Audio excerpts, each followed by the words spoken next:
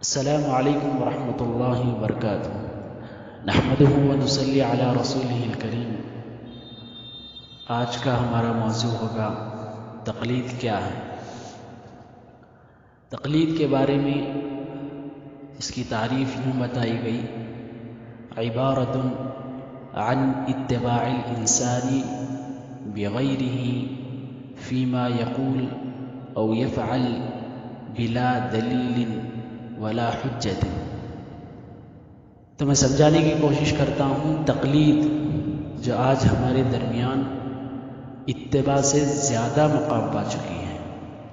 اتباع کے بارے میں ہم نے اس سے پہلے آپ کو سمجھایا تھا کہ اللہ کی اطاعت اور اتباع ہوگی، رسول کی اطاعت اور اتباع ہوگی، ان دونوں کے علاوہ کسی کی اطاعت اور کسی کی اتباع نہیں ہو سکتی۔ تو تقلید کے نام پر بعض لوگوں نے اللہ اور رسول کو چھوڑ دیا اور اپنے ایمان کی تقلید کرنے لگے۔ تو تقلید کیا ہے؟ تقلید کہتے ہیں کسی انسان کے نقشے بنقشے چلنا، کسی آدمی کے راستے پر چلنا، اس کے خیالات، اس کے اعمال، اس کے اقوال پر عمل کرنا بغیر کسی دلیل پوچھے کہ اس پر قرآن کی دلیل ہے یا نہیں، حدیث سے اسے ثابت ہے یا نہیں۔ یہ تمام قرآن و حدیث کو بازو رکھ کر کسی انسان کے پیچھے چلنا کہ وہ جو کرے وہی صحیح اور جو وہ کہے وہی صحیح۔ تو یاد رکھ لو، دنیا میں صرف نبی کریم صلی اللہ علیہ وسلم ہی ایک ایسی ذات ہے، ایک ایسی شخصیت ہے جن کے اقوال پر، جن کے افعال پر بغیر دلیل کے عمل کیا جانا واجب ہے، کیا جانا چاہیے نہیں بلکہ کیا جانا واجب ہے۔ تو اللہ اور اس کے رسول کی اطاعت آنکھ بجھ کر کرنا چاہیے، وہ جو کچھ بھی کہہ دے، مگر ان دونوں کے علاوہ کسی کی بھی بات جان بوجھ کر نہیں کی جائے گی۔ اس کا دلیل، اس کا حکم اور اس کے بارے میں قرآن حدیث میں ڈھونڈنا پڑے گا۔ صحابہ کرام خود جو بھی مسئلہ نیا پیش آتا قرآن حدیث سے ڈھونڈتے تھے، اس کے بعد مشورہ کرتے تھے، اجماع کرتے تھے۔ تو اس طرح ایک دوسرے کے فتاوے دیا کرتے تھے۔ تو تقلید کرنا اسلام میں صحیح نہیں ہے، اس وجہ سے کہ اللہ نے قاعدہ سکھایا ہے: اطیعوا اللہ واطیعوا الرسول واولی الامر منکم، کہ اللہ کی اطاعت، رسول کی اطاعت اور اس کے بعد اولو الامر کی اطاعت کرو، حکمرانوں کی اطاعت کرو، اماموں کی اطاعت کرو۔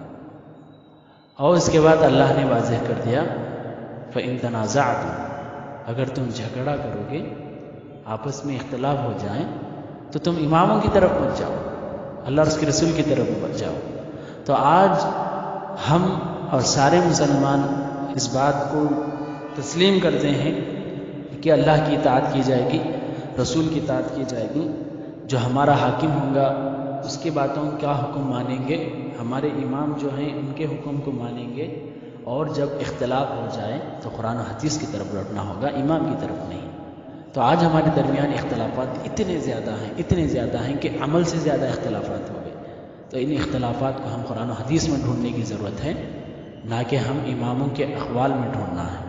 اگر اپنے طور سے اپنے امام کے پاس ڈھونڈیں تو اپنا اور زیادہ اختلاف بڑھے گا، اتحاد کا کوئی راستہ ہی باقی نہیں رہے گا۔ تو تقلید سے بڑھ کر اطاعت ہے، اطاعت تقلید کے اوپر ہے، اس کا مقام اطاعت کا زیادہ ہے، مگر آج تقلید کو سب سے زیادہ مقام دے دیے ہیں، اسی پر چلتے ہیں۔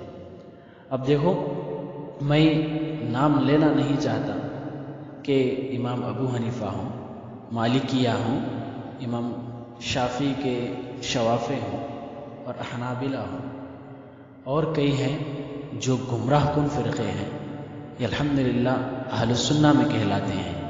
ان لوگوں کی تقلید ہرگز رسول اللہ صلی اللہ علیہ وسلم سے بڑھ کر نہیں کی جائے گی۔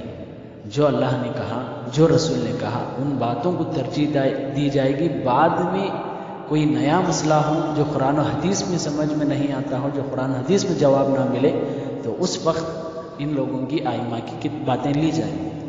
جیسا کہ امام ابو حنیفہ کو انہوں نے ايقاظ الہمم کتاب میں علماء نے سمجھایا کہ امام ابو حنیفہ کو سوال کیا گیا کہ امام اگر تمہارے قول کے سامنے اللہ اور اس کے رسول کا قول آ جائے تو ہم کس کی بات بولیں؟